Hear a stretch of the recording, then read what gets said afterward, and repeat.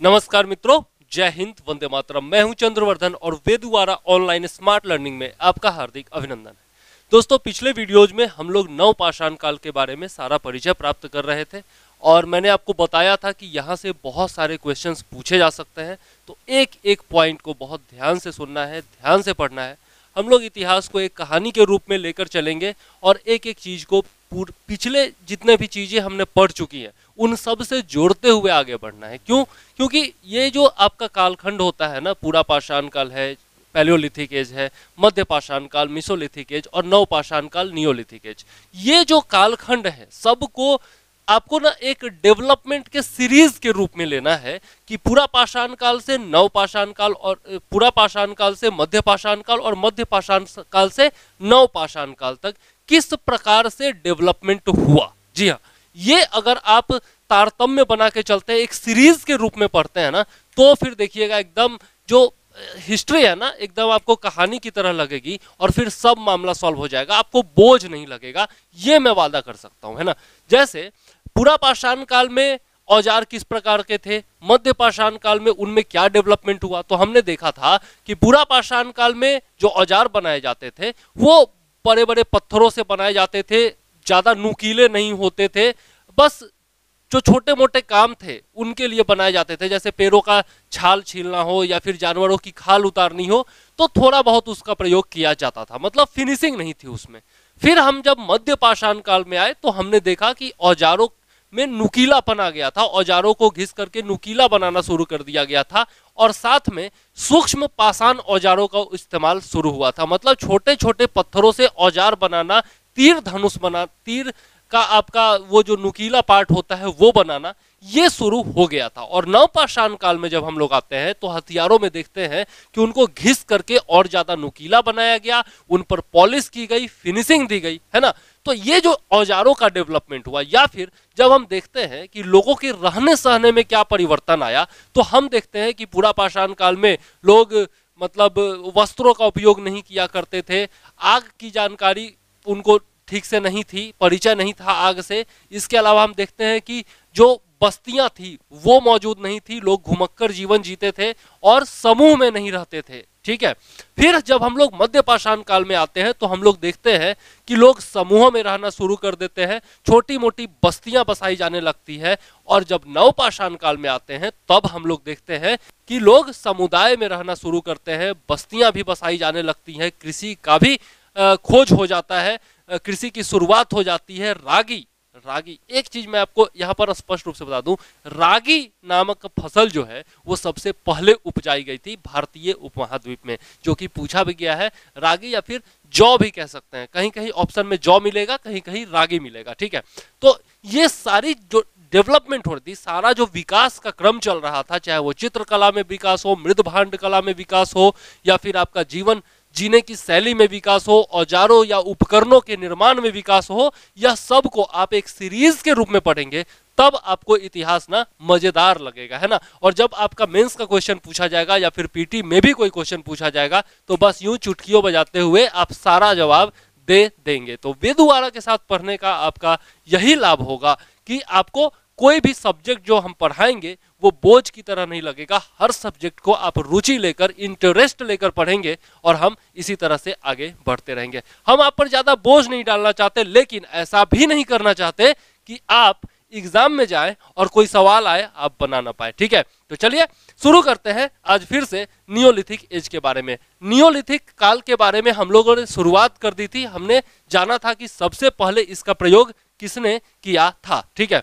इसके बाद हम लोग आगे बढ़े थे और हम लोगों ने थोड़ा सा और विशेषताएं जो इसकी थी वो सब हमने देख लिया था कि कृषि की शुरुआत हो गई थी, अस्थाई बस्तियां बसाई जाने लगी थी, पशुपालन जो है अब बृहत स्तर पर होने लगा था, कुत्ता, बकरी, भेड़, ये सब गाय, ये सब पाले जाने लगे थे। फिर हमने देखा कि वस्त्र निर्माण भी, रंगीन वस्त्रों का निर्माण, जी हाँ, कलरफुल वस्त्रों का निर्माण, जैसा आज हम लोग पहन रहे हैं वैसा तो नहीं होगा।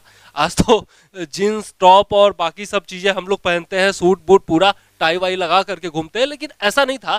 लेकिन फिर भी वस्त्र से परिचय हो चुका था, रंगीन वस्त्र बनाए जाने लगे थे। क्यों? क्योंकि कृषि की शुरुआत हो चुकी थी, जूट वगैरह का उत्पादन भी शुरू होने लगा था, तो छोटे मोटे स्तर पर वस्त्र निर्माण शुरू हो गया था, ठीक है।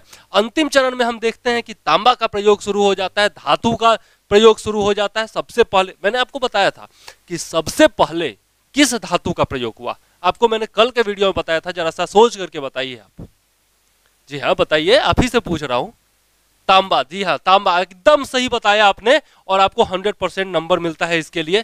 आगे जो है ना हम इसी तरह से क्वेश्चन भी पूछेंगे, आपको हमारे एप्लीकेशन पर भी क्वेश्चंस दिए जाएंगे, एमसीक्यूज दिए जाएंगे और आप यदि सही जवाब देते हैं ना तो आपको इनाम भी दिया जाएगा। जी हाँ, ये मैं वादा करता हूं, हमारे एप्लीकेशन पर ये सब सुविधाएं आने वाली हैं धीरे धीरे। अभी तो शुरुआत है दोस्त, आगे आगे देखो होता है क्या, पिक्चर अभी बाकी है मेरे दोस्त। ठीक है, तो अंतिम चरण में जो है धातु का प्रयोग शुरू हुआ, तांबा का प्रयोग सबसे पहले शुरू हुआ। उसके बाद हम लोगों ने देखा कि लोकोत्तर जीवन में भी विश्वास लोगों का बढ़ने लगा था। आगे चल करके वीडियोज में हम देखेंगे कि 3 प्रकार के समाधान मिलते हैं। ठीक है, उसमें अलग अलग तरह से समाधान किया जाता था, शवों का संस्कार किया जाता था, शवों को दफनाने की अलग अलग प्रक्रिया हुआ करती थी और शवों को दफना करके ऊपर से कुछ आकार बनाए जाते थे। ठीक है, और जो गड्ढा खोदा जाता था वो भी अलग अलग आकारों में होता था, तो उसके बारे में भी हम लोग डिटेल से पढ़ेंगे। ठीक है, पॉलिशदार पत्थर एवं हड्डियों से बनाए गए उपकरण, मैंने आपको बताया था कि सबसे महत्वपूर्ण विशेषताओं में से एक है कि अब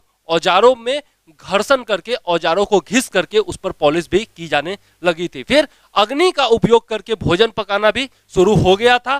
प्राकृतिक संसाधनों का दोहन मैंने बताया था। मनोरंजन एवं कला में अभिरुचि मैंने बताई थी और मृदभांड एवं चाक में जो विविधता आ गई थी, उनको बनाने की प्रक्रिया में जो विविधता आई थी, जो फिनिशिंग आया था, जो रंगों का अलग अलग प्रयोग होता था, वो भी मैंने आपको कल बताया था। आज चलते हैं और देखते हैं कि नवपाषाण कालीन सभ्यता के केंद्र में कौन कौन से स्थान हुआ करते थे और यहां से आपका मेन क्वेश्चन शुरू हो जाएगा। तो अभी तक तो हम लोगों ने ओवरव्यू लिया, अब यहां से आपको ध्यान से पढ़ना है। ठीक है, तो चलिए देखते हैं हम लोग क्या क्या पढ़ना है हमको। तो सर्वप्रथम हम देखते हैं, सबसे पहले हम लोग देखते हैं कि 1860 ईस्वी में ली मसूरियर, जी हाँ नाम याद रखिएगा, ली मसूरियर, उन्होंने क्या किया, उत्तर प्रदेश की टोंस नदी की घाटी में नवपाषाणकालीन सेल्ट प्राप्त किए थे। ठीक है, नवपाषाणकालीन सेल्ट उनको मिला था। ठीक है, और सेल्ट क्या होता है, यहाँ पर थोड़ा सा स्पेलिंग गलत हो गया, सेल्ट क्या होता है, तो कुल्हाड़ी जैसा पुराना हथियार होता है। मैं आपको बताता हूँ सेल्ट क्या होता है, यहाँ पर मैंने फिगर आपके लिए डाउनलोड करके रखा हुआ है, तो थोड़ा सा आगे चलते हैं हम लोग और यहाँ पर देखते हैं। देखिए यहाँ पर आपको ये औजार दिख रहा है ना, ये देखिए, ये आपका औजार आपको दिख रहा होगा, ये आपका बना हुआ है पत्थर से, बड़ा पत्थर या फिर लकड़ी का हुआ करता था। और इसमें ये जो आकृति आप देख रहे हैं, है ना, ये आपको कुल्हाड़ी जैसी नहीं लगती? आज के डेट में जो कुल्हाड़ी लकड़ी चीरने के लिए उपयोग करते हैं उसी के जैसी लग रही है ना ये आकृति। और ये भी जो आकृति है ये आपको थोड़ा बहुत हथौड़े जैसा लग रहा होगा, ये यहाँ पर, और थोड़ा बहुत आपको ये भी जो है लग रहा होगा किसकी तरह, कुल्हाड़ी की तरह। ठीक है, तो यही जो है आपका हैंड एक्स कह सकते हैं इसको, या फिर सेल्ट भी कह सकते हैं। ठीक है, तो उत्तर प्रदेश में टोंस नदी की घाटी से इनको प्राप्त हुआ था 1860 ईस्वी में। ली मसूरियर को इस प्रकार के सेल्ट यानी कि उपकरण प्राप्त हुए थे। ठीक है, नेक्स्ट हम लोग देखते हैं तो 1872 ईस्वी में विलियम फ्रेजर ने दक्षिण भारत के बेल्लारी क्षेत्र जो है आपका कर्नाटका में स्थित है। ठीक है, थोड़ा सा यदि हम लोग चले आगे तो देखते हैं बेल्लारी क्षेत्र के बारे में। देखिए यहां पर आपका कर्नाटक का क्षेत्र है इधर। ठीक है, इधर से जब हम लोग आते हैं तो कर्नाटक का क्षेत्र आपको दिखता है और यहाँ पर आपको बेल्लारी का क्षेत्र यहाँ पर मिल जाएगा। ये दक्षिण भारत में आप देख सकते हैं, ये टोटल जो आपका दक्कन भारत और दक्षिण भारत का क्षेत्र है, यहाँ पर बहुत भारी संख्या में आपको नवपाषाणकालीन स्थल प्राप्त होते हैं। ठीक है, यहाँ पर हम लोग देखते हैं तो संगनकल्लू है, मास्की है। ठीक है, फिर आपका ऊपर थोड़ा सा मध्य प्रदेश में चलते हैं तो तेवकल कोटा है। ठीक है, उसके नीचे चलते हैं तो आंध्र प्रदेश में ब्रह्मगिरी है, इधर कर्नाटक में हल्लूर है। ठीक है, बेल्लारी का क्षेत्र है, और तमिलनाडु में चलते हैं तो पेप्पल्ली है। ठीक है, ये सब क्षेत्र जो है वहां पर बहुत भारी संख्या में बहुत सारे औजार प्राप्त हुए हैं जिनके बारे में हम लोग डिटेल से पढ़ने वाले हैं, लेकिन फिलहाल थोड़ा सा हम लोग चलते हैं यहाँ पर जो फैक्ट दिए गए हैं उसको समझ लेते हैं। तो कर्नाटक का जो बेल्लारी क्षेत्र है वहां से अनेक उपकरण उनको प्राप्त हुए थे विलियम फ्रेजर जी को 1872 ईस्वी में, आपको याद रखना है, ठीक है। उन्होंने बेल्लारी को दक्षिण भारत की नवपाषाणकालीन सभ्यता का केंद्र बिंदु घोषित किया था। कहने का मतलब दक्षिण भारत में जो नवपाषाणकालीन संस्कृति का फैलाव हुआ था उसका जो केंद्र बिंदु था, उसका जो सेंटर पॉइंट था, वो क्या था? वो क्या था? बेल्लारी था, कर्नाटक का। जैसे जब भूकंप आता है तब हम लोग देखते हैं कि एक उसका केंद्र होता है, एक उसका सेंटर पॉइंट होता है ना, और उसके बाद वो तरंग जो है वो फैलती है। यहाँ पर मैं थोड़ा सा बताना चाहूंगा, देखिए ये जब भूकंप आता है तो यहाँ पर एक सेंटर पॉइंट होता है धरती के नीचे, ठीक है, या फिर समंदर के नीचे, और उसके बाद ये तरंग जो है वो फैलता जाता है, ठीक है। और जिस प्रकार का रिक्टर स्केल पर तीव्रता होती है भूकंप की, उसी प्रकार से ये दूर तक फैलता जाता है। तो उसी तरह से ये आप मान लीजिए कर्नाटक का बेल्लारी है जो कि दक्षिण भारत में नवपाषाण काल का केंद्र, ठीक है, ये है आपका बेल्लारी, ठीक। और यहां से फिर जो है पूरे दक्षिण भारत में नवपाषाणकालीन संस्कृति फैल जाती है, ये अगर पूरा दक्षिण भारत माने तो, ठीक है। तो ये है आपका बेल्लारी का क्षेत्र। नेक्स्ट थोड़ा सा और आगे हम लोग चलते हैं तो नवपाषाणकालीन सभ्यता के अंतर्गत मनुष्य माइक्रोलिथ और सेल्ट के साथ साथ तांबे और कांसे की सामग्री का भी प्रयोग करते थे, ठीक है। मैंने आपको बताया था कि अंतिम चरण में, नवपाषाण काल के अंतिम चरण में धातु का प्रयोग होना शुरू हो गया था। तो पहले तांबा का प्रयोग हुआ और उसके बाद फिर तांबा में और चीजें मिलाकर के कांसा बनाया गया और कांसा का भी प्रयोग शुरू हुआ। इसीलिए जब हम लोग इसके जस्ट बाद ताम्रपाषाण कालीन संस्कृति पढ़ेंगे और उसके बाद जब सिंधु सभ्यता में आएंगे तो हम देखेंगे कि सिंधु सभ्यता को कांस्य युगीन सभ्यता कहा जाता है, क्योंकि कांसे का बृहत पैमाने पर प्रयोग सिंधु सभ्यता के दौरान शुरू हो गया था, ठीक है। तो यहाँ पर भी जो है तांबा और कांसे का सामग्री जो है वो बहुत भारी संख्या में प्रयोग होना शुरू हो गया था, ठीक है, नवपाषाणकालीन सभ्यता के अंतर्गत, ठीक।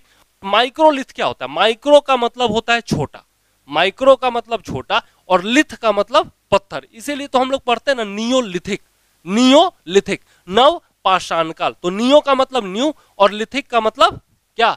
पत्थर, है ना। तो लिथ का मतलब होता है पत्थर, ठीक। तो यहां पर माइक्रोलिथ का क्या मतलब? माइक्रो हम लोग देखते हैं माइक्रो इकोनॉमिक्स पढ़ते हैं ना, तो माइक्रो का क्या मतलब होता है? सूक्ष्म, छोटा, ठीक है। और लिथ का मतलब पत्थर। तो मैंने आपको बताया कि सूक्ष्म पत्थर का उपयोग तो शुरू होने ही लगा था, इसीलिए माइक्रोलिथ हो गया। और धातुओं में तांबे का और कांसे का जो सिल्ट था उसका प्रयोग होना शुरू हो गया था। चलिए नेक्स्ट देखते हैं। श्री बी सुब्बा राव ने बेल्लारी के पास संगन कल्लू नामक स्थान से, संगन कल्लू मैंने आपको बताया था इससे पहले, संगन कल्लू मैप पर भी हम लोगों ने देखा था। तो संगन कल्लू नामक स्थान से माइक्रोलिथ के साथ साथ अन्य नवपाषाणिक संस्कृति सामग्रियां भी जो है वो प्राप्त की थी, ठीक। नेक्स्ट देखते हैं बुर्ज होम। मैंने आपको कल बताया था कि बुर्ज होम और गुफकरल, बुर्ज होम और गुफकरल जो है, यहाँ पर यदि हम लोग नीचे, यहाँ पर अगर हम लोग चले आप श्रीनगर के पास चले तो ये चूंकि अखंड भारत का पिक्चर है इसलिए आपको सब कुछ एक साथ ही दिखाई दे रहा होगा। ये पुराना उस समय का चित्र है जब अखंड भारत हुआ करता था, पाकिस्तान, बांग्लादेश ये सब जो था ना वो भारत का ही पार्ट हुआ करता था, अफगानिस्तान वगैरह, इसलिए इस तरह का आपको मैप दिख रहा है। तो यहाँ पर यदि हम लोग देखें तो आप देख सकते हैं बुर्ज होम है, श्रीनगर है और गुफकरल है। और मैंने आपको बताया था कि कश्मीर घाटी में, जम्मू कश्मीर में ये तीनों क्षेत्र जो है वो बहुत बहुत बहुत ज़्यादा इंपॉर्टेंट है, जहाँ से हमें अनेकों साक्ष्य प्राप्त होते हैं। तो बुर्ज होम और गुफकरल ये नाम आपको याद रखना ही है, एकदम याद रखना ही है। जैसे हम लोग मध्य पाषाण काल में भीमबेटका या फिर पूरा पाषाण काल में भीमबेटका का नाम याद रखते हैं, मध्य पाषाण काल में जब हम लोग चलते हैं तो चौपानी मांडो का नाम याद रखते हैं, दमदमा का नाम याद रखते हैं, महदहा का नाम याद रखते हैं, सराय नाहर राय का नाम याद रखते हैं। उसी तरह से यहाँ पर बुर्ज होम और गुफकरल का नाम बहुत बहुत बहुत ज़्यादा इंपॉर्टेंट है, ठीक है। तो ये आपको याद रखना ही है, ठीक।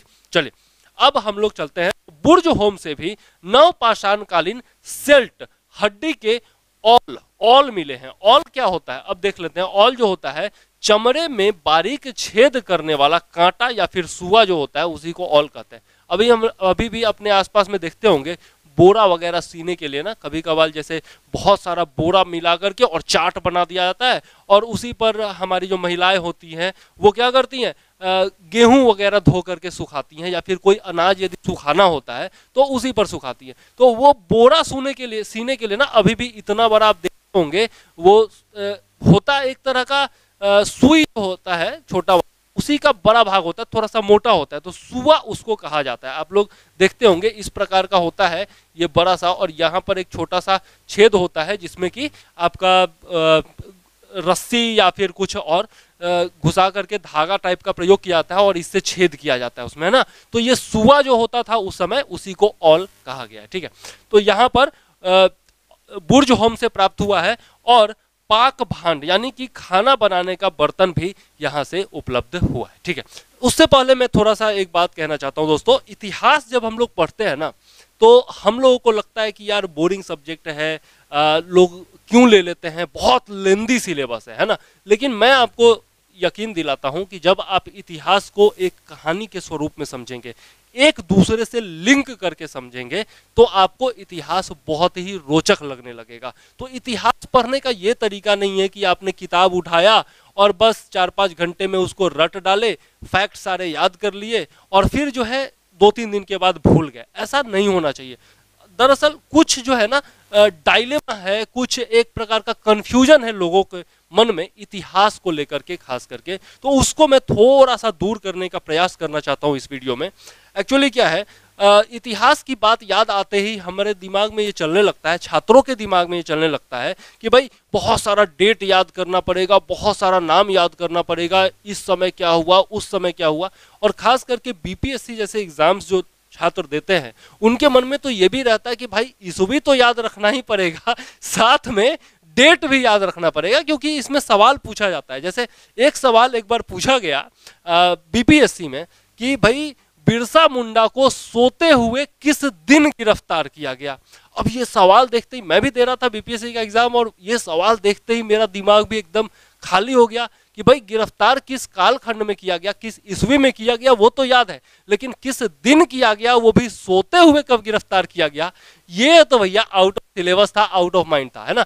तो कुछ सवाल कभी किसी एग्जाम में पूछे जा सकते हैं और जो कि आउट ऑफ सिलेबस हो सकते हैं, आउट ऑफ माइंड हो सकते हैं, लेकिन आपको ये कंफ्यूजन बिल्कुल नहीं रखना है कि इतिहास पढ़ने का मतलब है ईस्वी याद रखना, नाम याद रखना, डेट याद रखना। जब अच्छा एक बात बताइए, आपके परिवार में अगर 8-10 लोग होते हैं, फिर भी आपको सबका बर्थडे याद रहता है कि नहीं रहता है? ईमानदारी से बताइएगा। बिल्कुल रहता होगा, और सबको रात में 12 बजे ही विश कर देता, हैप्पी बर्थडे पापा, happy birthday mummy, happy birthday दीदी, हैप्पी बर्थडे भैया और हैप्पी बर्थडे बाबू, है ना।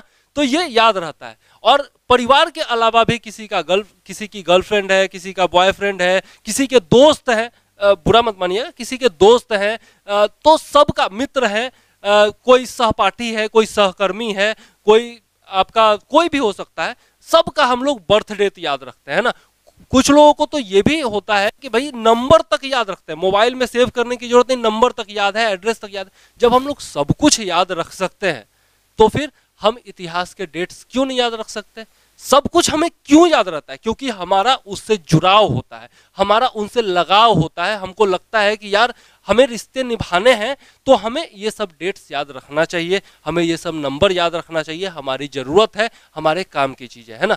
तो बहुत सारे मैटर्स इसमें होते हैं। उसी तरह से इतिहास से जब आप अपना जुड़ाव अनुभव करेंगे, जब आपको लगेगा कि नहीं हमें अपनी भारतीय सभ्यता संस्कृति के बारे में पता होना चाहिए, हमें अपने देश के बारे में पता होना चाहिए, हमारा परिवेश जो आज के डेट में इतना मॉडर्न है, इतना आधुनिक है और सभी सुविधाएं हमारे आसपास मिल रही हैं, तो जो हमारे पूर्वज रहे होंगे, जब हमारा मानव जीवन अस्तित्व में आया होगा, उस समय क्या परिस्थितियां रही होंगी, किस प्रकार से। जब हम लोग सीरियल वगैरह देखते हैं कि तीर धनुष का उपयोग होता था, लोग घोड़े का उपयोग करते थे, हाथियों का उपयोग करते थे, रथों का उपयोग किया जाता था। और आज जब हम देखते हैं कि सर्जिकल स्ट्राइक करने भारतीय सेना पाकिस्तान मतलब पाक ऑक्युपाइड कश्मीर में पहुंच जाती है और वहां जाकर के पाकिस्तानियों के छक्के छुड़ा देती है, आतंकवादियों को मार गिराती है, और वहां पर इतने अत्याधुनिक अस्त्र शस्त्र का प्रयोग होता हुआ हम देखते हैं। जब हम रसिया से S-400 का आयात करते हैं और जब राफेल जेट हमारे ऊपर से उड़ता है 26 जनवरी के दिन, तो हम गर्वित होते हैं। तो आखिर ये जो बदलाव हुआ, ये जो ट्रांजिशन हुआ, ये किस प्रकार हुआ, इसका क्या क्रम रहा, क्या सीरीज रहा, अगर इस पर हम ध्यान देते हुए आगे बढ़ेंगे ना तो इतिहास बहुत ही रोचक लगने लगेगा। तो चलिए मैं कोशिश करता रहूंगा कि आपको मोटिवेट करता रहूं, इतिहास से जोड़ता रहूं और आपको भी पढ़ने में मजा आता रहे, क्योंकि अगर आप जो सब कर रहे हैं वही हम भी करें तो क्या फायदा आपका वेदुवारा से जुड़ने का, है ना, और क्या फायदा कि आप चंद्रवर्धन से इतिहास पढ़ रहे हैं, है ना। तो चलिए अब हम लोग थोड़ा सा आगे बढ़ते हैं। भाषण तो बहुत हो गया, आप लोग लग रहा होगा कि यार आज सर ने कितना भाषण दे दिया। चलो कोई बात नहीं है, ये सब भी जरूरी होता है दोस्तों। जब तक आपको मोटिवेट नहीं करूंगा ना तब तक वो जोश, वो जुनून नहीं आएगा और आप पढ़ाई से जुड़ नहीं पाओगे। तो चलिए, असम, छोटा नागपुर तथा उत्तर पूर्वी भारत के अनेक स्थानों पर वर्मा प्रणाली के अनुसार, वर्मा आप जानते हैं म्यांमार जिसको आज के डेट में कहा जाता है उसको पहले वर्मा कहा जाता था, पहले वो भी भारत का ही अंग हुआ करता था। अच्छा, बहुत सारे लोग ऐसे होंगे जो जानते नहीं होंगे कि वर्मा भी पहले भारत का ही अंग हुआ करता था, है ना। तो अब कुछ चीजें नहीं पता चल रही है ना, तो कहा जाता है कि विद्यार्थी का 5 लक्षण होता है, उसमें से एक लक्षण यह भी है काक चेष्टा, मतलब कौवे की तरह आपकी चेष्टा होनी चाहिए, ठीक है। कौवा का ध्यान अगर किसी भोजन पर लग जाता है ना तो वो ध्यान हटता नहीं है, और उसकी चेष्टा होती है कि भैया रोटी मिल गया ना तो कुछ और भी मिल जाए, ठीक है। तो ये काक चेष्टा होना चाहिए। और बको ध्यानम कहा जाता है, बगुले की तरह ध्यान। बगुला अगर किसी मछली पर ध्यान लगा लिया ना दोस्त तो फिर उसको चोंच से मार के ही रहेगा और उसको पकड़ के खा के ही रहेगा, वो ध्यान फिर भटकने नहीं देता। तो ये विद्यार्थी के कुछ 5 लक्षण कहे गए हैं, ठीक है। तो उसी प्रकार से आपका लक्ष्य यहाँ पे होना चाहिए, ध्यान नहीं भटकना चाहिए, ठीक है। तो वर्मा प्रणाली के अनुसार निर्मित आपका सोल्डर्ड सेल्ट जो है वो प्राप्त हुए हैं, ठीक है। तो सेल्ट जो है वर्मा प्रणाली के अनुसार यहाँ पर प्राप्त हुए हैं, कहाँ से, असम से, छोटा नागपुर से और उत्तर पूर्वी भारत से, ठीक है। यहाँ पर आप देख सकते हैं असम भी जो है आपका उत्तर पूर्व का ही क्षेत्र है। यहाँ पर आप अगर हम भारत के मैप में चलें, ठीक है, तो यहाँ पर देख सकते हैं ये टोटल जो है आपका 7 सिस्टर्स इसको कहा जाता है, और यहीं पर असम का क्षेत्र है आपका। उत्तर पूर्वी भारत इसी को कहा जाता है नॉर्थ ईस्टर्न स्टेट्स कहा जाता है, और इसको 7 सिस्टर्स भी कहा जाता है। आप लोग ज्योग्राफी में पढ़े होंगे, जानते भी होंगे, ठीक है। तो असम ये हो गया। छोटा नागपुर का क्षेत्र कहाँ है, छोटा नागपुर का क्षेत्र ये आपका बिहार और झारखंड के बॉर्डर पर कह सकते हैं कि छोटा नागपुर पठारी क्षेत्र है, ठीक है। तो ये हो गया आपका असम भी आपने देखा, और उत्तर पूर्व भारत के बारे में भी देखा मैप पर, ठीक है। अब हम चलते हैं यहाँ से, आपको मैंने बताया कि वर्मा प्रणाली के अनुसार बहुत सारे जो आपके सोल्डर्ड सेल्ट हैं वो प्राप्त हुए हैं, ठीक है। अब इसी प्रकार के सेल्ट दक्षिण भारत के गोदावरी प्रदेश से भी प्राप्त हुए हैं। अब देखिए, जो उत्तर पूर्व से प्राप्त हो रहा है, नॉर्थ ईस्टर्न स्टेट्स से प्राप्त हो रहा है, वही आपका दक्षिण भारत के गोदावरी क्षेत्र, गोदावरी क्षेत्र किधर पड़ गया, आपका आंध्र प्रदेश के आसपास का क्षेत्र पड़ गया। आंध्र प्रदेश से लेकर के और कह सकते हैं थोड़ा बहुत महाराष्ट्र का इलाका जो हो गया उस तरफ पड़ गया गोदावरी का क्षेत्र, है ना। तो ऊपर से लेकर के नीचे तक आप देख रहे हैं कि हर तरफ नवपाषाण काल के जो औजार है वो प्राप्त हो रहे हैं, ठीक है। विद्वानों का मानना है कि दक्षिण पूर्वी एशिया में एक विशिष्ट प्रकार की नवपाषाण कालीन सभ्यता का केंद्र था। जी हाँ, दक्षिण पूर्वी एशिया जिसमें हमारा देश आता है, भारत प्यारा सा देश आता है, यहीं से यह सभ्यता भारत में भी फैली होगी। तो दक्षिण जो आपका जो दक्षिण पूर्वी एशिया का क्षेत्र है वहीं से ये नवपाषाण काल का केंद्र रहा होगा, और वहीं से भारत में भी नवपाषाणिक जो सभ्यता है, संस्कृति है, वो आई होगी, ऐसा कुछ विद्वानों का मानना है, ठीक है। आगे थोड़ा सा मैप पर इसी में चल लेते हैं हम लोग, और मैप पर भी कुछ स्थानों के बारे में देख लेते हैं, फिर आगे की वीडियोज में और भी मैप हमें देखने को मिलेंगे, ठीक है। तो यहाँ पर यदि हम लोग देखते हैं तो कश्मीर में मैंने आपको बताया था बुर्ज होम और गुफ करल के बारे में। यहाँ से कब्रों में मनुष्य के साथ साथ पालतू पशु को दफनाए जाने का प्रमाण मिला है, जो कि VBI है, पूछा भी जा चुका है विभिन्न एग्जाम्स में, आपको याद निश्चित तौर पर होना चाहिए, ठीक है। नेक्स्ट हम लोग चलते हैं, तो थोड़ा सा और आगे देखें तो यहाँ पर बुर्ज होम और गुफ करल मैंने बता दिया। यहाँ पर पाकिस्तान के क्षेत्र में यदि हम लोग चले तो अक-कुद्रुक जो है वो एक स्थान है। हालांकि पाकिस्तान का है तो ज्यादा पूछा नहीं जाता, लेकिन यदि याद रखेंगे तो आपके लिए अच्छा है, जितना ज्यादा याद रहे। यहाँ पर हम देखते हैं पाकिस्तान के ही क्षेत्र में, मैंने कल भी आपको बताया था, पाकिस्तान का एक प्रांत है जिसका नाम है बलूचिस्तान। बलूचिस्तान यहाँ पर बराबर जो है लोग पाकिस्तान सरकार के विरुद्ध जो है वो धरना प्रदर्शन और हिंसात्मक कार्रवाई करते रहते हैं, क्योंकि पाकिस्तान जो है ना यहाँ पर बहुत ज़्यादा जोर जुल्म करती है पाकिस्तानी सेना। ठीक है, तो ये बराबर न्यूज में रहता है, चर्चा में रहता है, आप लोग जानते ही होंगे।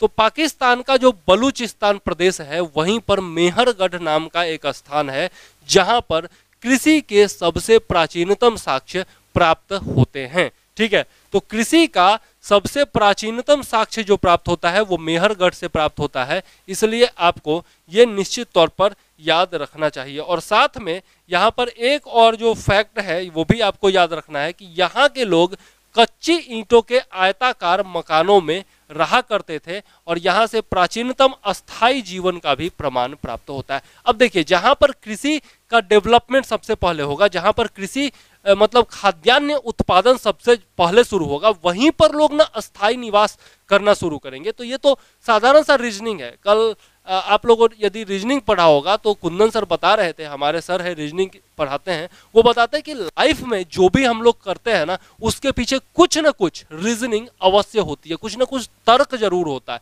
चाहे हम कुछ गलत करें, कुछ सही करें, कुछ अपने डेवलपमेंट के लिए करें, कुछ भी करें, तो उसके पीछे कुछ रीजनिंग जरूर होती है। तो यहाँ पर भी यदि आप रीजनिंग लगाए साधारण सा, तो आप समझ सकते हैं कि जहाँ पर आपको खाने के लिए पर्याप्त अन्न मिलेगा वहीं पर लोग अस्थायी रूप से निवास करना शुरू करेंगे। ठीक है, तो इस भी आप अंदाजा लगा सकते हैं मेहरगढ़ के बारे में। ठीक है, और कुछ चीजें देखिए, कुछ बहुत सारे फैक्ट जो है ना, ये फैक्ट है जो मैं आपको बताने जा रहा हूँ, ये रियल लाइफ एक्सपीरियंस है जो मैंने एग्जाम वगैरह दिया है और जो मैं पैटर्न देखता हूँ उसके हिसाब से मैं बता रहा हूँ कि बहुत सारे एग्जाम्स जो है, खास करके हायर लेवल के जो एग्जाम्स होते हैं, यूपीएससी हो गया, बीपीएससी हो गया, अन्य पीसीएस जो होते हैं, उसमें क्या होता है कि आपका बहुत सारे फैक्ट्स जो है ना डायरेक्टली किताब से नहीं पूछे जाएंगे।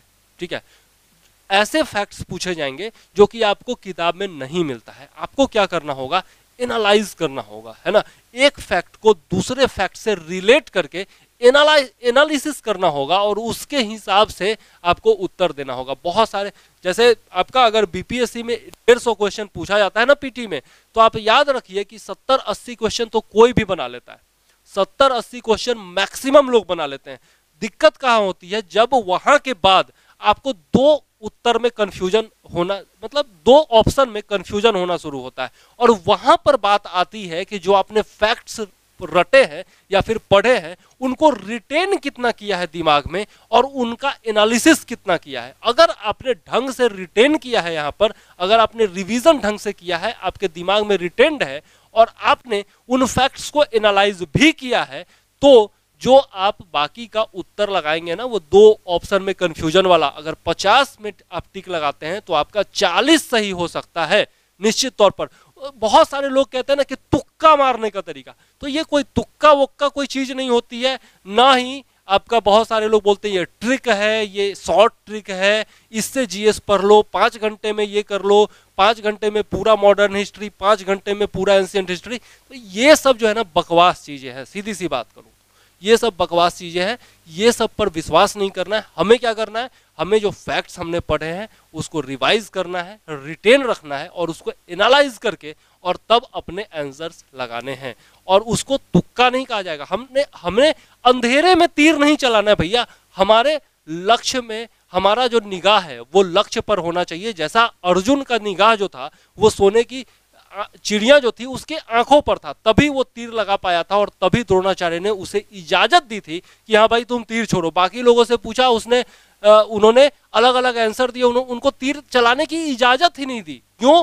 द्रोणाचार्य को पता था कि जिसको लक्ष्य जो है ना वो स्पष्ट रूप से दिख रहा है वही निशाना लगा पाएगा, दूसरा कोई नहीं लगा पाएगा। ठीक है, तो हमारा जो निशाना होना चाहिए वो अंधेरे में तीर चलाने वाला नहीं होना चाहिए, हमारे निगाहों में हमारा लक्ष्य होना चाहिए और उसके हिसाब से हम एनालिसिस करके अपने बुद्धि का प्रयोग करके जो हमने सीखा है, जो हमने जाना है, इतने वर्षों तक जो हमने पढ़ा है, जो हमारा एक्सपीरियंस रहा है, उन सब का प्रयोग करके आंसर लगाना है। और निश्चित तौर पर मान के चलिए कि आप सफल होंगे। आपको सफल होने से दुनिया की कोई ताकत नहीं रोक सकती है, चाहे एग्जाम कितना बड़ा क्यों ना हो, कितना भी छोटा क्यों ना हो। कोई एग्जाम छोटा बड़ा नहीं होता, सबका अपना अपना वैल्यू होता है, सब में कुछ न कुछ विशेषताएं होती हैं जो कि आपको जरूरी होती है। उस रिक्वायरमेंट के हिसाब से हमें तैयारी करनी है वेदुआरा के साथ, और लगातार लगे रहिए, आपकी सफलता निश्चित है, मैं दावे के साथ कह सकता हूं, क्योंकि हमने देखा है हमारी टीम अलग है, हमारी टीम में पूरा एक्सपीरियंस है, सब लोग अपने अपने क्षेत्र के माहिर लोग हैं।